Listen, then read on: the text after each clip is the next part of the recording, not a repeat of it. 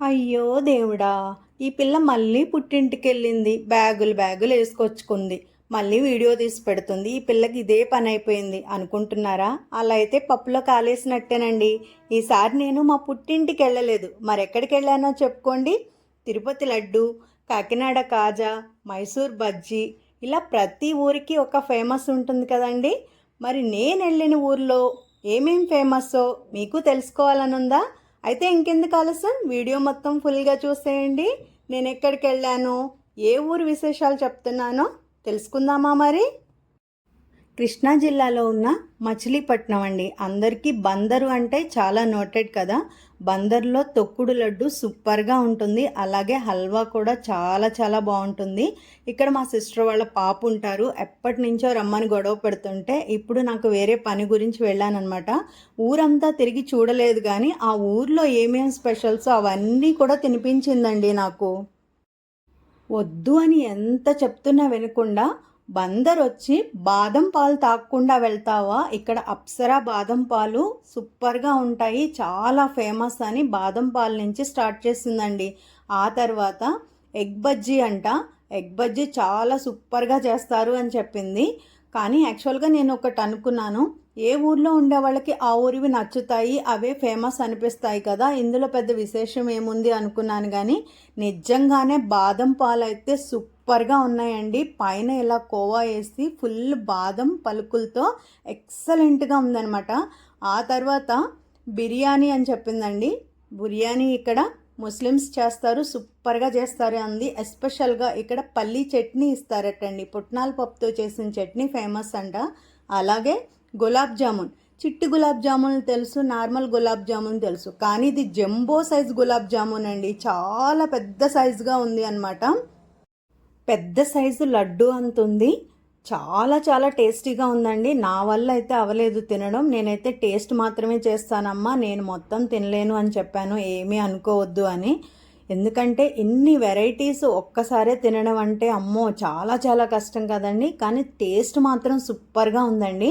నిజంగా చెప్తున్నాను, వాళ్ళ ఊరని వాళ్ళకి గొప్ప కాదు, కానీ కొన్ని ఐటమ్స్ కొన్ని చోట్ల మాత్రం ఎక్సలెంట్గా ఉంటాయి. తప్పకుండా టేస్ట్ చేయాలి. సో అవన్నీ తినేసి నేనైతే మరి ఏం తెచ్చుకున్నానో చూద్దామా. ఎక్కడికి వెళ్ళినా ఏం తెస్తాను, కూరగాయలే కదా అంటారా.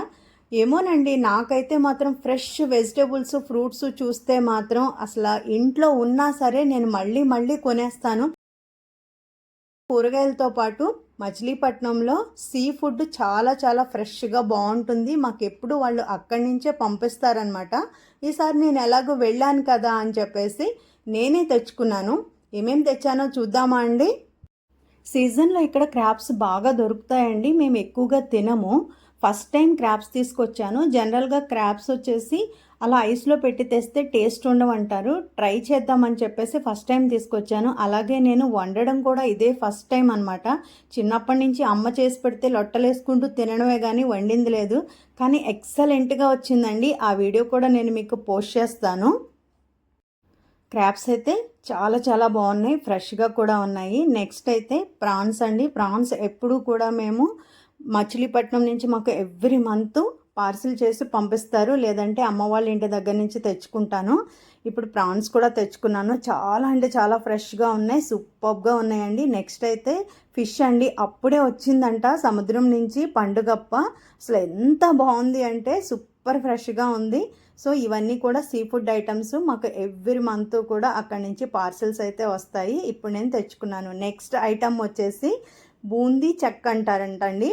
ఇలా బెల్లం పాకంతో చేసిన బూందీ చెక్క చాలా అంటే చాలా బాగుంది. నెక్స్ట్ ఫేమస్ ఐటమ్ వచ్చేసి హల్వా అండి. బందర్లో హల్వా అంటే చాలా చాలా ఫేమస్ అట. నేను చిన్నప్పటి నుంచి అక్కడే ఉన్నాను కానీ పెద్దగా ఎప్పుడూ టేస్ట్ చేసింది లేదు.